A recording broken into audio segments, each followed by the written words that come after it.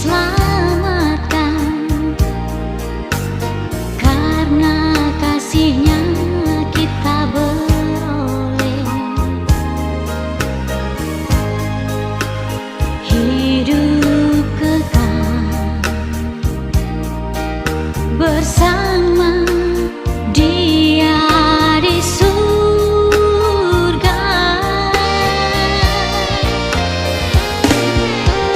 Jalan kebenaran dan hidup hanya ada dalam satu nama. Dialah Yesus, Tuhan dan Juru Selamat manusia. Shalom, selamat pagi jemaat yang dikasihi oleh Tuhan Yesus Kristus. Pada pagi hari ini kembali kita bertemu dalam Sapaan Teduh GBKP Klasis Jakarta Kalimantan. Mari memulai dengan berdoa. Bapa di surga, terima kasih atas penyertaan-Mu dalam istirahat kami malam tadi, dan terima kasih untuk hari baru yang boleh Tuhan anugerahkan kepada kami. Saat ini kami mau menyiapkan hati pikiran kami untuk menerima sabda-Mu. Berfirmanlah ya Tuhan melalui hamba-Mu, dan biarlah Roh Kudus memberikan pengertian bagi kami semua. Di dalam nama Yesus kami berdoa. Amin. Yunus 4 ayat 4 yang menjadi perenungan kita. Tetapi firman Tuhan, layakkah engkau marah? Satu ayat ini yang menjadi perenungan kita. Selamat pagi dan salam sehat bagi kita semua. Bapak Ibu Saudara-saudara yang dikasihi Tuhan, kita mengenal Yunus sebagai nabi yang lari ke Tarsis padahal Tuhan menyuruhnya untuk ke Niniwe. Lalu Yunus ditelan oleh seekor ikan besar. Lalu ketika dia kembali dimuntahkan ke daratan, Yunus pun akhirnya mengikuti perintah Tuhan untuk pergi ke Niniwe. Bapak Ibu Saudara yang terkasih, saat Yunus ada di Niniwe, dia hanya menyampaikan khotbah pesan Allah dalam satu kalimat. 40 hari lagi Niniwe akan ditunggang balikan. Tapi satu kalimat khotbah ini berdampak luar biasa. Satu kota bertobat. Raja, para bangsawan, dan semua rakyat bertobat, berpuasa, bahkan sampai semua hewan peliharaan juga ikut berpuasa sebagai tanda bertobat, supaya Tuhan memberikan pengampunan. Dan melihat pertobatan mereka, Tuhan mengampuni kota Niniwe dan tidak jadi memberikan hukuman seperti yang sudah diberitakan sebelumnya. Bapak Ibu Saudara yang terkasih, seharusnya Yunus bisa senang. Dia bisa bersuka cita karena ia dipakai Tuhan untuk mempertobatkan satu kota, yaitu Niniwe. Akan tetapi sebaliknya, yang terjadi adalah Yunus marah. Dia tidak bangga bahwa khotbah tersingkat itu punya pengaruh yang begitu besar sampai membuat begitu banyak orang bertobat, tetapi Yunus menjadi marah dan dia marah kepada Tuhan. Dari awal ternyata Yunus tidak mau ke Niniwe karena dia sudah tahu bahwa Tuhan akan berbelas kasih kepada orang Niniwe. Makanya Yunus lari ke Tarsis.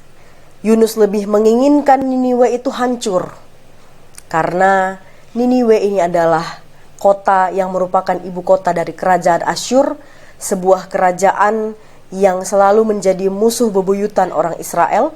Mereka adalah penindas yang sangat kejam. Jadi Yunus lebih memilih orang-orang Niniwe menerima hukuman yang berat dari Tuhan. Bapak Ibu Saudara, gambaran ini menunjukkan Allah yang berbelas kasih dan penuh pengampunan versus Yunus manusia yang lebih puas saat musuhnya terhukum.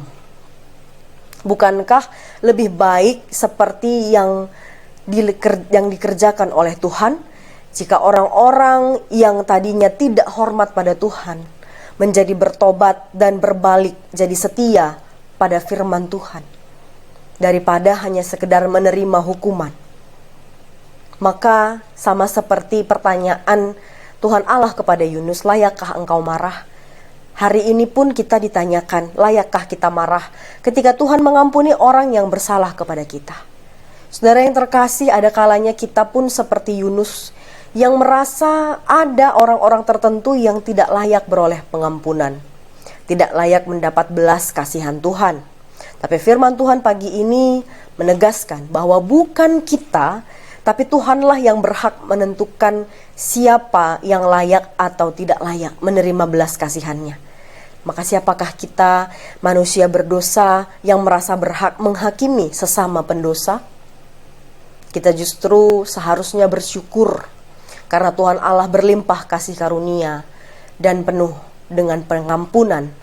Kepada yang mau bertobat, Tuhan beri kesempatan yang kedua. Maka seperti Yunus yang toh juga sudah menerima pengampunan dari Tuhan, padahal ia mangkir dari tugasnya, tapi Tuhan mengampuninya, Tuhan beri kesempatan baru, sudah selayaknya lah Yunus ikut bersyukur, ikut bersuka cita saat bangsa yang lebih dari 120.000 jiwa bertobat. Saat bangsa yang jumlahnya lebih dari 120.000 jiwa ini Tuhan ampuni.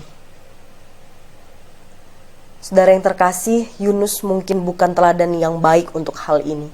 Tetapi kita punya teladan yang paling sempurna, yaitu Tuhan Yesus. Tuhan Yesus yang mendoakan orang-orang berdosa, Bapa ampunilah mereka sebab mereka tidak tahu apa yang mereka perbuat. Maka semakin kita hidup dalam Kristus, semakin kita mengenal Kristus, semakin kita mempunyai cara pandang Kristus untuk melihat sesama manusia, untuk melihat diri kita, orang-orang berdosa yang butuh pengampunan dan berjuang untuk bertobat hari demi hari. Tuhan kiranya memampukan kita untuk merasakan dan menghidupi belas kasih Allah yang luar biasa, agar bisa kita teruskan dalam keseharian, dalam hidup kita, dan kepada semua orang yang kita temui. Tuhan memberkati firman-Nya, mari kita bersatu dalam doa. Terima kasih Bapa di surga untuk firman-Mu pada hari ini, yang sudah mengingatkan kami untuk tidak saling menghakimi, bahkan kami boleh melihat dari sudut pandang Allah, yaitu ingin banyak bangsa, banyak orang berbalik kepada Tuhan, bertobat dari jalannya, dan juga menjadi setia kepada Tuhan, termasuk diri kami sendiri. Tuhan, ajar kami untuk senantiasa hidup dalam belas kasih Tuhan. Bapa, kami hari ini bersatu hati berdoa bagi GBKP Runggun Jampin. Tuhan kiranya memberkati hamba-hamba Tuhan, pelayan di Runggun Jampin, pendeta, pertua diaken, dan juga semua pengurus. Tuhan yang memberkati juga jemaat, berikan kesatuan hati, berikan kesehatan, berkati pelayanan, program-program kerja, khususnya proses pembangunan gedung KAKR, kiranya dapat berjalan dengan baik, dan Tuhan boleh kirimkan banyak orang untuk boleh mengambil bagian dalam pembangunan ini. Tuhan, kami berdoa untuk setiap kami yang mengikuti sapaan teduh di hari ini. Kiranya Engkau memberkati dalam setiap aktivitas kami sepanjang hari ini.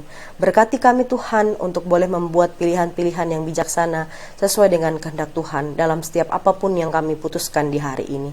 Terima kasih Bapa, inilah doa kami siap memulai hari ini, dan kami berdoa di dalam nama Yesus Kristus yang mengajarkan kami berdoa. Kita ucapkan bersama, Bapa kami yang di surga, dikuduskanlah namamu. Datanglah kerajaanmu, jadilah kehendak-Mu di bumi seperti di surga. Berikanlah kami pada hari ini makanan kami yang secukupnya, dan ampunilah kami akan kesalahan kami, seperti kami juga mengampuni orang yang bersalah kepada kami. Dan janganlah membawa kami ke dalam pencobaan, tetapi lepaskanlah kami dari yang jahat, karena Engkaulah yang punya kerajaan dan kuasa dan kemuliaan sampai selama-lamanya. Amin.